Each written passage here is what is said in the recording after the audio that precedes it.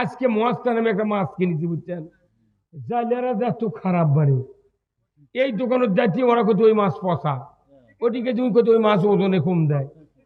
এমনি আচ্ছা বিপদত পড়ো রে কথা কর, তখন ওই করছে এক সরে তোর দাঁত ফেলে দেবো। এই তুই বলে কাম জানিস না, হ্যাঁ কথা কর, তুই বলে কাম জানিস না, তুই আমার ভুল ধরিস গা কথা কর।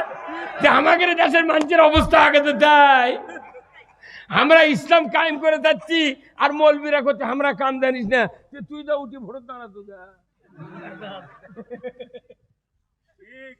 জোনায়েদ আল হাবিব বাপ ওই বক্তৃতা খারাতে দিয়া ইনকে করে, আবার ইনকে করে, তোকে কিয়ামতে আল্লাহ হাজির করবি, আমাকেও হাজির করবি, দেখবো তোর চাপার কত জোর আর আমাকে চাপার কত জোর। আমাকে দেশে আপনাকে এদিকে জমি লাগায় না ভাই, দেখবেন একজন মানুষের একাই আছে, ছুটা মানুষ না, দিন হাজুরা কয় না আপনাকে এই দেখ, তো অক যা করছে ভাই আমি এনা কাল একা একা জমি লাগাবো রে, তুই এনা জমি লাগানোর জন্য সাহায্য করবো, টাকা দেবো ভাই, করছে ভাই আমি জমি লাগাবার পারি না ভাই, তুই তাহলে বেসন তুলে দিছিনি, বেসন তুলে খালি জমি দিয়ে দিব, আমি একালাই লাগাবো। তখন ওই টাকা লিয়া 500 টাকা মিঠা অক লিয়াচ্ছে, তখন ওই বেসন তোলে, দুইজন তুলে একবার পান্তা টান্তা খায়, জমিত গেছে ভাল লিয়া বেসন লিয়া। এখন গারস্থ করছে ভাই তাহলে তুই লাগাবার পারিস না, করছে না ভাই আমি পারি না, তো করছে তুই এনে দেখতো খালি এতখানি করে মোটা করে গোস পুঁতে পারবো না, 2-4টা গোস পুঁতে দেখিস পারিস নাকি, তো ভালো করে হাত পাও ধরে কথা ভাই এনে লাগা ভাই, আমি দেখি রে তুই শিখে করবে করছে, সাজ ঝুলি লাগবে না, তুই খালি ফাঁক করে এটি এটি পুঁতে থুয়ে না, করছে আচ্ছা আমি সাহস করে লাগিয়েছে পুঁতবে, গারস্থ দেয় ওই তো ও জানি, উনি আর করছে কি ওই জমি লাগাবার লাগে ধানের তো বেসনের গোড়া পদ দেওয়া লাগবে, ওই গারস্থ মাথা পদ দিচ্ছে, কথা কোন গারস্থ কি পুঁতিচ্ছে, বেসনের মাথা গোড়া থুচ্ছে উপরে, তখন ওই করছে ভাই তোমার তো ও হচ্ছে না, ওই যে ছুটা মানুষ করলে আমি পারি না এগুলা, উনি তখন করছে ভাই তুমি ইনকা করে উঠছো গা, গোড়া পদ দালে তুমি কেন মাথা পদ দাও, তখন ওই করছে এক সরে তোর দাঁত ফেলে দেবো। এই তুই বলে কাম জানিস না, হ্যাঁ কথা কর, তুই বলে কাম জানিস না, তুই আমার ভুল ধরিস গা কথা কর। আচ্ছা ভাই আপনারা নাঙ্গল চিনিচ্ছিলেন, গরু মসজিদে যখন হাল করছিলাম, এই নাঙ্গল বানাতে একটা কাঠের গাদা লাগিছে, একটা ইস লাগিছে, তারপরে একটা লাগিছে হচ্ছে দোগর, দোগরের মাথাত লাগিছে আমরা, বাঁশ দিলে হবে, দোগরের কথা কয় বোঝে না, কিন্তু বোঝে না মিশে, বাঁশ ছাড়া তো হবে না, কিন্তু বাঁশ যখন কাটে, কাঠ যখন কাটে আপনি মিসেপ বানান, কেউ কি কয় কাঠ খাড়া আসা, কি কয় মিসেপ, কেউ যদি আলমারি বানায় কাঠ দেয় কয় ওটা আলমারি, কেউ যদি সুকেত বানায় কয় সুকেত, ওটা ড্রেসিং টেবিল, কাঠের নাম নেই, কি এটা বোঝা লাগবি, বাঁশ দিয়েই তো হচ্ছে, কিন্তু বাঁশ কাটে যখন নাঙ্গলের পাশে লাগাচ্ছে উই তো আর বাঁশ নাই, উই হচ্ছে দোগর। আবার ঈশ্বরে এত বড় বড় অস্ত্র লাগাচ্ছে, তার নাম হলো আমরা, ওটাও কোনো বাঁশের, কিন্তু যখন বানাচ্ছে তখন ওর নাম কি আছে, ওটার সাথে এই কাছি এইভাবে বাজে থাকে তখন, তাহলে এইগুলি পার্স দিয়ে হচ্ছে নাঙ্গল। এখন কেউ যদি মনে করে ভাই আমি ফাল লাগাবো না, কি লাগাবো না, তাহলে ফাল ছাড়া কি নাঙ্গল দিয়ে হাল বাজাবি, হ্যাঁ কাঠ হয় ভাঙবি না ক্ষয় যাবি বেশি, তে ফাল ছাড়া যেরকম নাঙ্গল অচল, নাঙ্গল ছাড়া ফাল অচল। আল্লাহ পৃথিবীতে এই মানুষ সৃষ্টি করার আগে চিন্তা করেছে যে খেলাফত আর এবাদত একসাথে থাকা লাগবে, খেলাফত আছে এবাদত নাই, খেলাফত অচল, এবাদত আছে খেলাফত নাই, এবাদত অচল, তাহলে এবাদত কি আর খেলাফত কি, এই খেলাফত যখন আজ থেকে 500 বছর আগে থেকে যখন খেলাফতের চিন্তা ভাবনা মুসলমানের অন্তর থেকে সরে গেছে, তখনই মুসলমানক মারবেল লাগিছে কাফেরেরা, আজও মারিচ্ছে, ইরানক হামলা করবি, এক হামলা করবি ও তুলে নিয়ে যাচ্ছে, ইনকাই হবি। বাংলাদেশে 27% ইমানদার, এই দেশে কি আল্লাহর খেলাফত আছে? বরঞ্চ খেলাফতের পক্ষে কথা বলে তাকে রাজাকার, জঙ্গি, ইসলাম বিরোধী, চেতনা বিরোধী কত কি করছে। মানে আমরা অপরাধী হয়ে গেছি আল্লাহর আইনের পক্ষে কথা বলে। হ্যাঁ, কথা বলে না? কোথায় মুসলমান? এই যে আসল কথা করছে দেখে কেউ কেউ উঠে গেছে, ওর কে কলজাত ব্যারাম আছে। যারা কোরআন প্রেমিক তারা কোরআনের কথা শুনলে ইমান বাড়ে, কথা ঠিক কিনা? ইউরিয়া দিলে গে তো ধান কালো হয় নাকি? কেউ যদি ইউরিয়া না দেয়, বড় তসপিলিয়া যদি আল দিয়ে ঘুরে কয় এই ধান কালো হ, ধান রে কালো হ, ধান কবি তোর এই পেঁচাল সহ্য হয় না। তুই 20 কেজি ইউরিয়া কিনে এসে ভেঙত ছিটা, তুই বড় কাশির ধার দে, তুই যদি কাশি লিয়ে আসে যদি কোট, যদি কালো হস্ত কাটিয়ে দামো, তোর কাশির ভয়ে মরদ কর না। ওই ধান কবি তুই খালি 4 দিন টাইম দে, কি হওয়া দরকার বুঝে পাবো। সার দেওয়ার পর যদি কয় কালো হস না ভাই, ওই থামবি? আমাকে হচ্ছে কি আল্লাহর আইন নাই, কিচ্ছু নাই, খালি কচ্ছে আল্লাহর শান্তি দে, শান্তি শান্তি দে। শান্তি হচ্ছে যে দেশে মসজিদে জুতো চুরি হয়, যে দেশে মসজিদে চুরি হয় জুতো, সেই দেশে মানুষের নিরাপত্তা আছে? আরে মসজিদে জুতো এলে মুসল্লি ঢোকে এইভাবে, জুতো এইভাবে লেয়, আগে চৌকাট পার করে তারপরে মুসল্লি ঢোকে। আবার জুতো এলে না আগে থয়, শেষদার চোখ মেলে উঠে দেখে যে জুতো আছে নাকি। এই লাভ কি? এত পুলিশ, এত বিডিআর, এত নেতা, এত মুসল্লি, এত ইমানদার, এত মাদ্রাসা, এত তবলিগ, এত পীর, এত বক্তা, এত হাজি, তারপর জুতা যদি মসজিদে চুরি হয়, এতে কচুর সাথে গলার দড়িতে মরা ভালো। এই কথা কোন কাম? আমার ভাইয়েরা, চুরির বিরুদ্ধে বক্তৃতা করার কথা কোরআনে আছে, কথা ঠিক কিনা? বক্তারা ওয়াজ করতে পারবে নামাজের পক্ষে, চুরির বিরুদ্ধে, ঘুষের বিরুদ্ধে, জেনার বিরুদ্ধে, কিন্তু কোনো বক্তার সাধ্য নাই সুদ বন্ধ করে, ঘুষ বন্ধ করে, নামাজ কায়েম করে, চুরি বন্ধ করে, জেনা বন্ধ করে। কোনো বক্তার বাপেও, কোনো তবলিগের বাপেও, কোনো পীরের বাপেও পারবে না। কি আল্লাহ কোরআনে বলছেন, ওয়াসারিকু ওয়াসারিকাতু ফাকতাউ আইদিয়াহুমা। চোর আর চুন্নি যদি ধরা পড়ে, 5টা গ্যারান্টির পর চুরির হাত কাটার আইন কায়েম করতে হবে। খাদ্য, বস্ত্র, চিকিৎসা, শিক্ষা, বাসস্থান, এই 5টা গ্যারান্টির পর দুনিয়ার কোনো নারী, কোনো পুরুষ যদি নৈতিক চরিত্রের কারণে চুরি করে, আমার আল্লাহ বলেছেন তখন তোমরা হাত কাটবে। আপনাদের 2টা হাত ধরে আমি অনুরোধ করি, বলুন তো, কাউকে যদি খাওয়ার গ্যারান্টি দেওয়া হয়, কাপড় পরার গ্যারান্টি দেওয়া হয়, যদি চিকিৎসার গ্যারান্টি দেওয়া হয়, বাসস্থানের গ্যারান্টি দেওয়া হয়, চিকিৎসার এবং বাড়ি ঘরে যদি গ্যারান্টি দেওয়া হয়, ওই মানুষ কি আর চুরি করবে? এই 5টা গ্যারান্টির পর চুরির বিধান কায়েমের কথা কে বলেছেন? এই 5টা গ্যারান্টি আজকে 54 বছর হচ্ছে বাংলাদেশে। 17টা প্রধানমন্ত্রী গেল, 2 জন তত্ত্বাবধায়ক গেল, শাহাবুদ্দিন, ফখরুদ্দিন, এইবার ডক্টর ইউনূস যাচ্ছে, অন্তর্বর্তীকালীন কলজার সরকার। কতক্ষণ?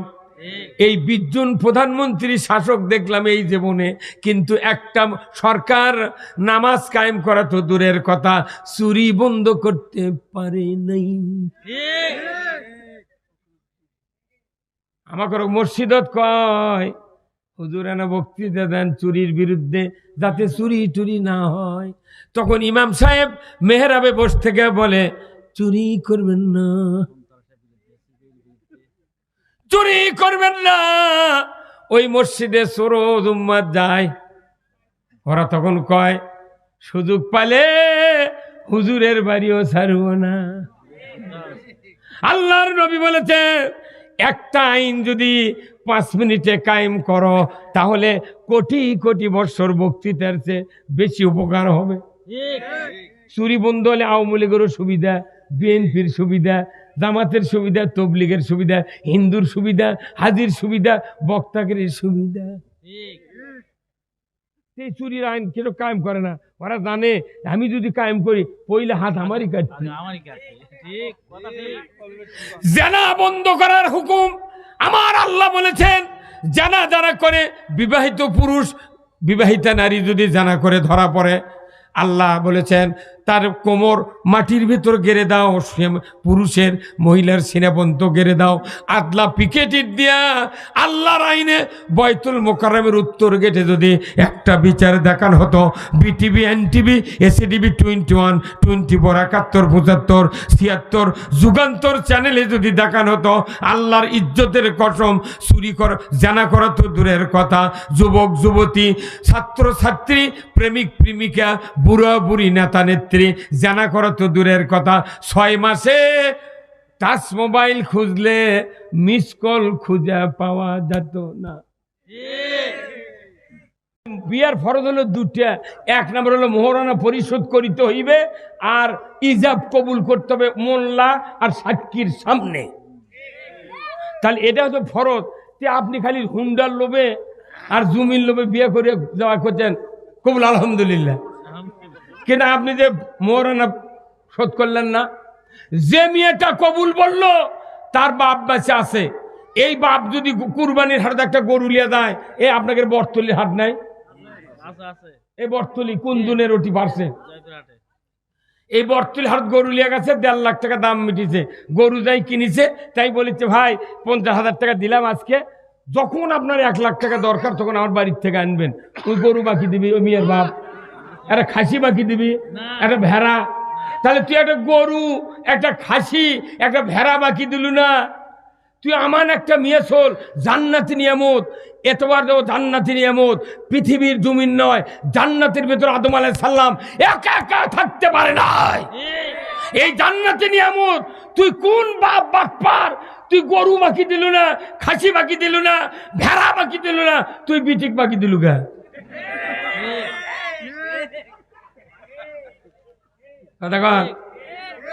তাহলে এই জন্য এই কথাগুলো এই জন্য বললাম, মা বোনেরা সচেতন হোক, আমরাও সচেতন হই। এখন আমরা কোরআনের ভেতর ঢুকবো, কি রাজি আছেন ঢুকতে? কারা কারা দুহাত তুলে আল্লাহকে দেখান। লিল্লাহে তাকবীর, নারাই তাকবীর। আল কোরআনের আলো, কোরআন হাদিস যেখানে, দুনিয়ার মুসলিম, বাংলার মুসলিম, নওগাঁর মুসলিম, ধামুইর হাটের মুসলিম, ইসবপুরের মুসলিম, তাহেরপুরের মুসলিম, লিল্লাহে তাকবীর। আলহামদুলিল্লাহ, শরীর পাতলা হয়ে গেছে। কেমন এটা জাগে ধরে রসুলের আঙ্গিকে বক্তৃতা করা লাগবে। খোলজা রসুলের আঙ্গিকে বক্তৃতা করলে সমাজ, নামাজ, রোজা, দুনিয়ার শান্তি, আখিরাতের মুক্তি সব লাইনে কথা বলা লাগবে। কথা ঠিক কিনা? কথা বলে। তাহলে আসুন আমরা এখন কোরআনে ঢুকবো। জোরে কোন আল্লাহু আকবার। আজকের এই সম্মানিত শ্রোতামণ্ডলীর সামনে আমি তেলাওয়াত করছি পূর্ব তাহেরপুর যুব সমাজের উদ্যোগে ফারাজিয়া দামি মসজিদের উন্নয়ন কল্পে 12তম অধিবেশন বিরাট তাফসিরুল কোরআন ওয়াজ মাহফিলের সম্মানিত সভাপতি মাওলানা মোহাম্মদ আব্দুল সালাম খতিব, পূর্ব তাহেরপুর ফারাজিয়া দামি মসজিদ। আল্লাহ ভাইজানকে দ্বীনের জন্য কবুল করুক, বলুন আমিন। সহ সভাপতি আলহাজ হাফেজ মোহাম্মদ ফারুক হোসেন খতিব, পূর্ব তাহেরপুর লুৎফর ডাক্তার দামি মসজিদ। আল্লাহ তাকে দ্বীনের জন্য কবুল করুক, বলুন আমিন। প্রধান অতিথি বিশিষ্ট রাজনীতিবিদ জনাব মোহাম্মদ SM জাহাঙ্গীর আলম, সভাপতি 7 নম্বর ইসুফপুর ইউনিয়ন বিএনপি। আল্লাহ ভাইজানকে উমারের মতো যোগ্যতা দিক, বলুন আমিন। আমন্ত্রিত অতিথি আলহাজ মাওলানা মোহাম্মদ আব্দুল আজিজ, নাইবে আমির, বাংলাদেশ জামায়াত ইসলামী ধামুইরহাট উপজেলা শাখা। আল্লাহ ভাইজানকে দ্বীনের সকল কথাগুলি মানুষের কাছে পৌঁছানোর যোগ্যতা দান করুক, বলুন আমিন। আজকের মাহফিলের বিশেষ মেহমান বৃন্দ হযরত মাওলানা Mohammad Anwar Hossain, masters Al Quran and Islamic studies, ইসলামী বিশ্ববিদ্যালয় কুষ্টিয়া। আল্লাহ ভাইজানকে দ্বীনের জন্য কবুল করুক। হযরত মাওলানা মোহাম্মদ সুলতান মাহমুদ, ছন্দবাদী জেলা তথ্য প্রযুক্তি সম্পাদক, মাজলিসুল মুফাসসিরিন পরিষদ, নওগাঁ। বিশেষ অতিথিবৃন্দ অনেকগুলি। মাহফিল পরিচালনায় হাফেজ মাওলানা মোহাম্মদ মতিউর রহমান, ইন্তেজামিয়া কমিটি বর্গ, স্থানীয় ওলামায়ে কেরামগণ, মঞ্চে বসা সুধীবৃন্দ, চেয়ারে বসা বিশেষ মেহমানবৃন্দ, সামনে বসা মুরব্বিনে কেরাম, হাজী সাহেবগণ, বিভিন্ন মসজিদের ইমাম, মুয়াজ্জিন, মুক্তাদি সহ বিভিন্ন রাজনৈতিক দলের নেতৃবৃন্দ, যুবক ভাইরা, পর্দার অন্তরালে হাজারো মা বোনেরা, কচি কাচারা এবং আজকের এই মাহফিলের প্রচার মিডিয়ার সম্মানিত মাইকালা এবং ভিডিওম্যান ভাইরা, সবার প্রতি আমার সালাম। আসসালামু আলাইকুম ওয়া রাহমাতুল্লাহি ওয়া বারাকাতুহু। কেমন আছেন আপনারা? অনেক সময় নিলাম আল্লাহ রসুলকে বুঝানোর জন্য। কি কথা ঠিক কিনা? আসল কাজ হলো আল্লাহ রসুল। কথা কি? আল্লাহর আমরা বান্দা, আল্লাহর আইনি, আল্লাহর কামকাজ যদি, রসুলের কামকাজ যদি না বুঝি, তাহলে আমরা কি? আমাকে দেশে আপনাকে যদি জমি লাগানা ভাই, দেখবেন একজন মানুষের একাই আছে, ছুটা মানুষ না, দিন হাজুরা কয় না আপনাকে, এই দেখ তো অক যা করছে, ভাই আমি না কাল একা একা জমি লাগাবো রে, তুই না জমি লাগানোর জন্য সাহায্য করবো, টাকা দেবো। ভাই করছে, ভাই আমি জমি লাগাবার পারি না ভাই। তুই তাহলে বেসন তুলে দিছিনি, বেসন তুলে খালি জমি দিয়ে দেবো, আমি একালাই লাগাবো। তখন ওই টাকা লিয়া 500 টাকা মিটে অক লিয়াচ্ছে, তখন ওই বেসন তোলে, দুইজন তুলে একবার পান্তা টান্তা খায়, জমিত গেছে ভাল লিয়া বেসন লিয়া। এখন গারস্থ করছে, ভাই তাহলে তুই লাগাবার পারিস না? করছে, না ভাই আমি পারি না। তো করছে, তুই এনে দেখতো খালি এতখানি করে মোটা করে গোস পুঁতে পারবো না, 2-4টা গোস পুঁতে দেখিস পারিস নাকি? তো ভালো করে হাত পা ধরে কথা, ভাই এনে লাগা ভাই, আমি দেখি রে তুই শিখে করবে। করছে, সার ছুলি লাগবে না, তুই খালি ফাঁক করে এটি এটি পুঁতে থুয়ে না।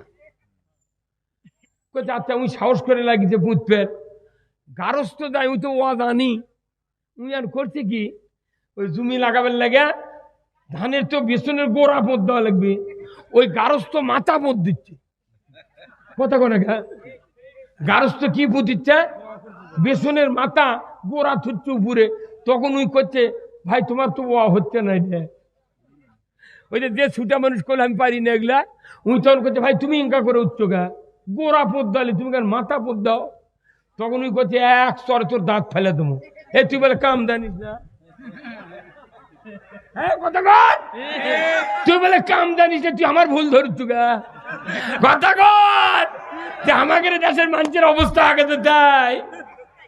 আমরা ইসলাম কায়েম করে যাচ্ছি, আর মৌলবীরা করছে আমরা কাম জানিস না, তুই যা উঠি ভোট দাঁড়াতো গা। জোনায়েদ আল হাবিব বাপ ওই বক্তৃতা খারাতে দিয়া ইনকা করে, আবার ইনকা করে। তোকে কিয়ামতে আল্লাহ হাজির করবি, আমাকেও হাজির করবি।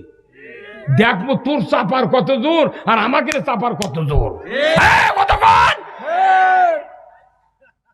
আল্লাহ কোরআনে বলছেন, ওয়াইজি ক্বালা রাব্বুকা লিল মালাইকাতি ইন্নী জাইলুন ফিল আরদি খলিফা। পৃথিবীতে যখন জিনার ফেরেশতা ভর্তি ছিল, আমার আল্লাহর চিন্তা চেতনা উদ্বেগ হইল, আমি পৃথিবীতে খলিফা সৃষ্টি করব। তামাম ফেরেশতাদেরকে ঐক্যবদ্ধ করে ডেকে আল্লাহ তাআলা বললেন, আমি আমার ফেরেশতা মণ্ডলী, আমি পৃথিবীর জমিনে খলিফা সৃষ্টি করব বলেই সাথে সাথে ফেরেশতারা বলল, খবরদার আল্লাহ, এরা ইউফসিদু ফিহা, এরা ফাসাদ করবে, দাঙ্গা হাঙ্গামা করবে, রক্তপাত করবে, মারামারি করবে, মানুষকে হত্যা করবে, এরা সুদ খাবে, চুরি করবে, জানা করবে, নবীদেরকে হত্যা করবে, দুনিয়ায় অশান্তি সৃষ্টি করবে। এদেরকে সৃষ্টি করাও হবে না। এতগুলি ফেরেশতারা কার সামনে বলে দিল? জোরে কোন কার সামনে? আল্লাহ সিদ্ধান্ত নিয়েছে আমি খলিফা বানাবো। এরা মাথা মারা করছে যে না, আজকে মস্তা নামে একটা মাছ কিনেছি, বুঝছেন, জালেরা যত খারাপ বাড়ি, এই দোকানের যাচ্ছি, ওরা কত ওই মাছ পচা, ওটিকে তুমি কত ওই মাছ ওজনে কম দেয়। এমনি আচ্ছা বিপদত পড়ো রে, কথা কন। এখন আল্লাহ সিদ্ধান্ত নিয়েছেন খলিফা সৃষ্টি করবেন। ফেরেশতারা যখন এই কথা বলল, আল্লাহ তাআলা রাগ করে বললেন, ইন্নী আ'লামু মা লা তা'লামুন, আমি আল্লাহ যা জানি তোমরা তা। কথা কি 100% সত্য? দুনিয়ার কেউ জানে না, আল্লাহ যা জানে। এখন আল্লাহ বললেন যে আমি খলিফা সৃষ্টি করব, ফেরেশতারা করলো এতগুলি কাজ আর অকাম করবি, করেন না আল্লাহ, আমরাই তো যথেষ্ট। আল্লাহ বলে দিলেন, এই আমার ফেরেশতা মণ্ডলী শোনো, আমি যা জানি তোমরা তা জানো না। আমি জানি তোমরা এই কথা বলবে, কিন্তু আমি আল্লাহ বলছি, আমি পৃথিবীতে আমার খলিফা সিলেকশন করব যতগুলিকে, তাদেরকে আমি আসমানি কিতাব দিব, কমপক্ষে 104খানা। যেরকম আল্লাহু আকবার। কতখানা কিতাব? 104খানা কিতাব দিব। ওই কিতাব যখন খলিফারা পাবে, ওই খলিফারা এই কিতাব দিয়ে পৃথিবীর জমিনে খেলাফত কায়েম করবে। তাহলে রক্তপাত হবে না, চুরি হবে না, জেনা হবে না, নামাজ কাদা হবে না, তারা ঈমান হারাবে না। অত তোমরা যতগুলি কথা বলেছ, আমার ওই সহিফার দেয়া যদি খেলাফত কায়েম করে, পৃথিবীতে সোনার যুগ কায়েম হয়ে যাবে। কার কথা? এই দুনিয়াতে আল্লাহ রাব্বুল আলামিন এক এক করে নবী রাসূল পাঠালেন। তারপরে সর্বশেষ নবী, আমাদের নবীকে আল্লাহ তাআলা কোরআনুল কারীম দিলেন। কোরআন দিয়া বললেন, হে রাসূল, আমি আপনাকে সত্য হেদায়েত দিয়া, ইসলাম নামক জীবন ব্যবস্থা দিয়া দুনিয়ায় পাঠিয়েছি। আপনি পৃথিবীর জমিনে মানুষের যত আইন আছে সব সরে দিয়া একমাত্র আমার আইন বিজয় করবেন। এই জন্য আপনাকে দুনিয়ায় পাঠানো হয়েছে। আপনি এই কাজ করতে গিয়ে কোনো মুশরিকরা এটা সহ্য করবে না। কারা সহ্য করবে না? মুশরিক। এখানে কাফেরের কথা বলা হয়নি, আগের আয়াতে বলা হচ্ছে কাফের, আর পরে আয়াতে কথা মুশরিক। যে পৃথিবীতে সবচেয়ে বড় মুশরিক কারা? আমরা যে কোরআন পড়তাম, যত মৌলবীরা আমরা কোরআন পড়ি, সূরা নেসার 1 নম্বর আয়াত থেকে শেষ নম্বর আয়াত যদি আমরা পড়তাম, ওই সূরা নেসার ভেতরে আছে কোন কাজ করলে সবচেয়ে বড় মুশরিক কারা কোরআন শরীফের মধ্যে আছে। যারা আল্লাহর আইন বাদ দিয়ে মানুষের আইন মানে, এরা হলো সবচেয়ে বড় মুশরিক। যারা দেবতা বানিয়ে পূজা করে অমুসলিমরা, ওদের ধর্মের ওটা ওরকের জন্য জায়েজ আছে, কথা ঠিক কিনা? কিন্তু আমরা যদি আল্লাহর হুকুম না মানে মানুষের আইন মানি, তাহলে ওদের দেবতা পূজা করে যে মুশরিকি, তার চেয়ে আমাকে বড় ধরনের মুশরিকি। এই জন্য আল্লাহ বলছেন মুশরিকরা কোনো সহ্য করবে না। আমাদের দেশে যত ইমানদার আছে, সব ইমানদার কি কোরআনের আইনের পক্ষে আছে? তাহলে যারা নাই, তাহলে বোঝা যাবি এরা ওই কাতারের। কত কনে মানে আমার ভাইয়েরা, আল্লাহ কোরআনে বললেন, হুয়াল্লাযী আরসালা রাসূলাহু বিল হুদা ওয়া দীনিল হক লিইউযহিরাহু আলাদ-দীনি কুল্লিহি ওয়ালাউ কারিহাল মুশরিকুন। আমার আল্লাহ বলেছেন, আমি সেই সত্তা, তিনি তার রসুলকে প্রেরণ করেছি সত্য হেদায়েত দেয়া, জীবন ব্যবস্থা ইসলাম দেয়া। আপনি পৃথিবীর জমিনে গিয়ে আমার দেওয়া জীবন ব্যবস্থা বিজয় করবেন আর মানুষেরটা সরে দেবেন। এটাই হলো আপনার দায়িত্ব। জোরে কন্যা আল্লাহু আকবার। মানুষ সৃষ্টি হয় নাই। কি করছেন? কিছু করছেন নাকি? মানুষ সৃষ্টি হয় নাই। আল্লাহ তাআলা পৃথিবীর জমিনে খেলাফত কায়েমের কথা ফেরেশতার সামনে বলেছিলেন, কথা ঠিক কিনা?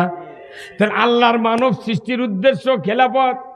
কোরআন সহিফা প্রেরণ করার, নাজিল করার উদ্দেশ্য হলো খেলাফত। এই দুনিয়া সৃষ্টি করার উদ্দেশ্য হলো খেলাফত। এইভাবে আস্তে আস্তে আমাদের নবীর উপর সূরা আলাকত থেকে শুরু করে একের পর এক কোরআন আসতেছে। এমন এক জায়গায় আল্লাহ তাআলা বললেন, নবী আপনাকে একটি কথা জানিয়ে দিলাম।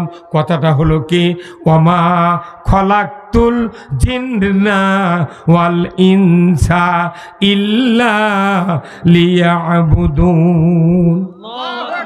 প্রথম অঙ্গীকার আল্লাহর খেলাফত, দ্বিতীয় অঙ্গীকার হলো ইবাদত। এই কথা কোন জায়গা? মানুষ সৃষ্টির উদ্দেশ্য আল্লাহর 1 নম্বর খেলাফত, 2 নম্বর ইবাদত। আল্লাহু আকবার কোন। আচ্ছা ভাই, আপনারা নাঙ্গল চিনিচ্ছিলেন গরু মসজিদে যখন হাল করছিলাম, এই নাঙ্গল বানাতে একটা কাঠের গাদা লাগিছে, একটা ইস লাগিছে, তারপরে একটা লাগিছে হচ্ছে দোগর, দোগরের মাথাত লাগিছে আমরা। বাঁশ দিলে হবে দোগরের কথা কয় বোঝে না, কিন্তু বোঝে না মিশে। বাঁশ ছাড়া তো হবে না, কিন্তু বাঁশ যখন কাটে, কাঠ যখন কাটে আপনি মিসেপ বানান, কেউ কি কয় এটা কাঠ খাড়া আছে, কি কয় মিসেপ। কেউ যদি আলমারি বানায় কাঠ দেয়, কয় ওটা আলমারি। কেউ যদি সুকেত বানায়, কয় সুকেত। ওটা ড্রেসিং টেবিল, কাঠের নাম নেই। কেবা কি এটা বোঝা লাগবি?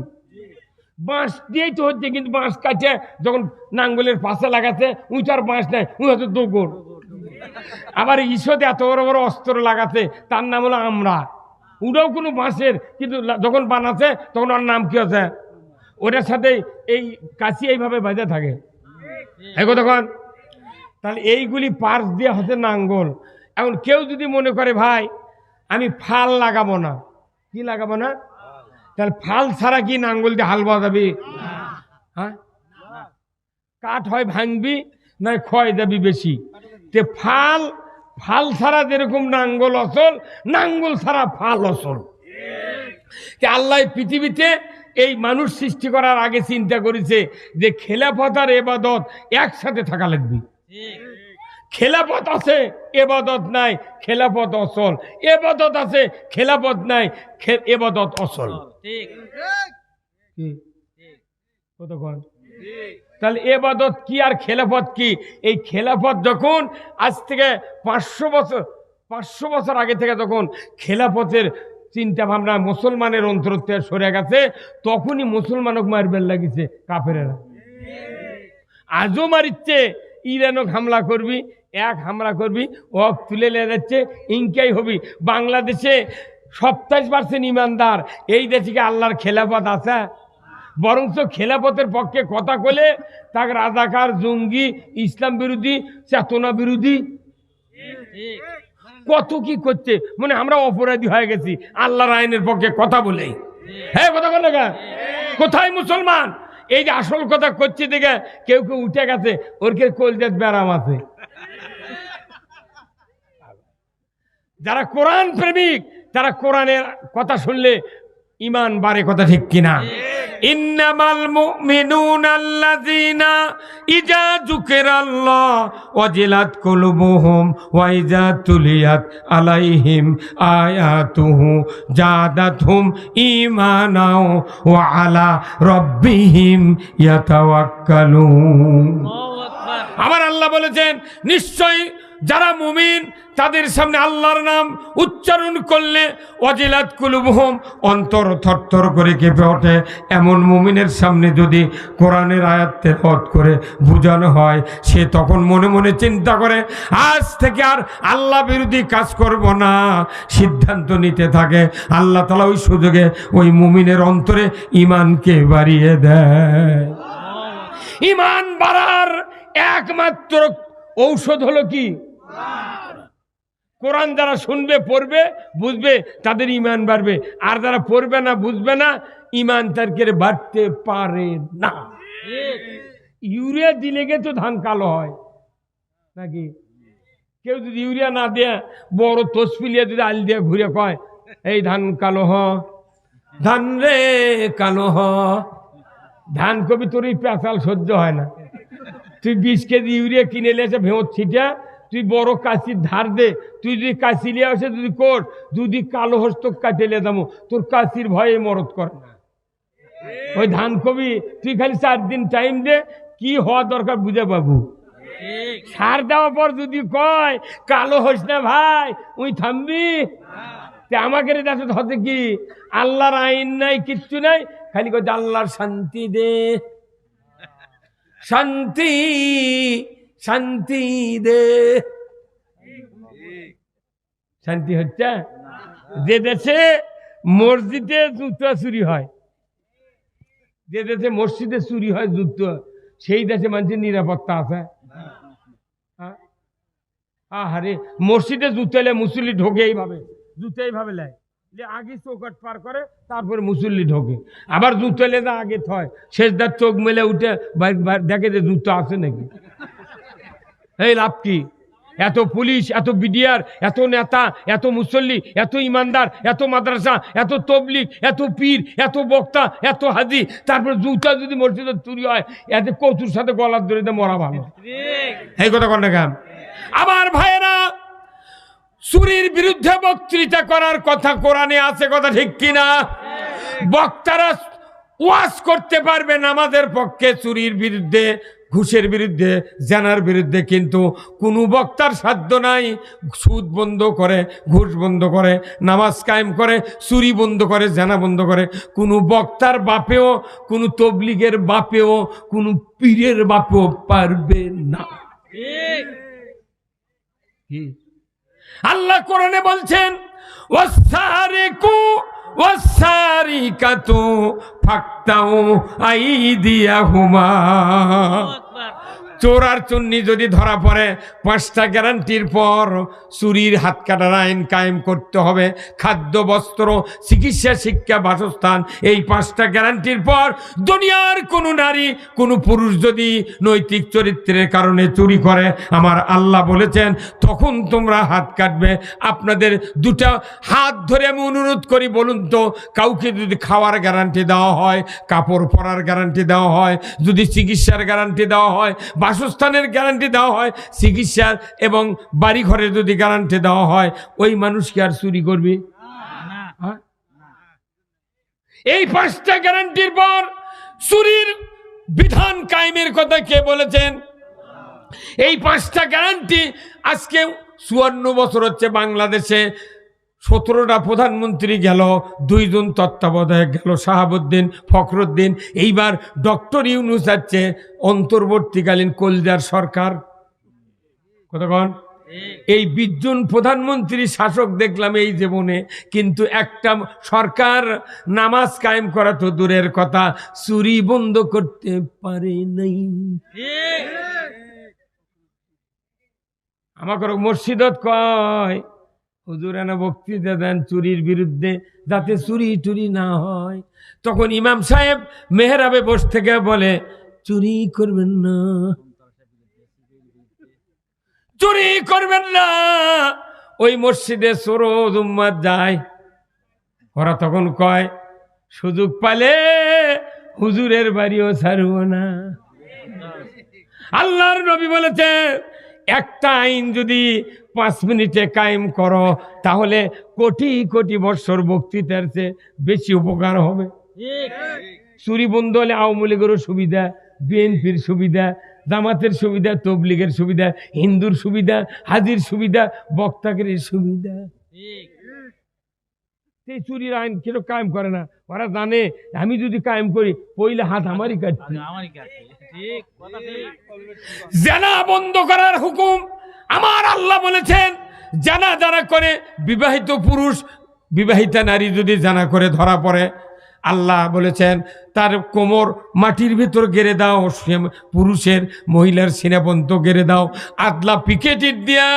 আল্লাহর আইনে বয়তুল মোকাররমের উত্তর গেটে যদি একটা বিচার দেখানো হতো, বিটিভি, এনটিভি, এসিটিভি 21, 24, 71, 75, 76 যুগান্তর চ্যানেলে যদি দেখানো হতো, আল্লাহর ইজ্জতের কসম, চুরি করা, জানা করা তো দূরের কথা, যুবক যুবতী, ছাত্র ছাত্রী, প্রেমিক প্রেমিকা, বুড়া বুড়ি, নেতা নেত্রী, জানা করা তো দূরের কথা। 6 মাসে টাচ মোবাইল খুঁজলে মিস কল খুঁজে পাওয়া যেত না।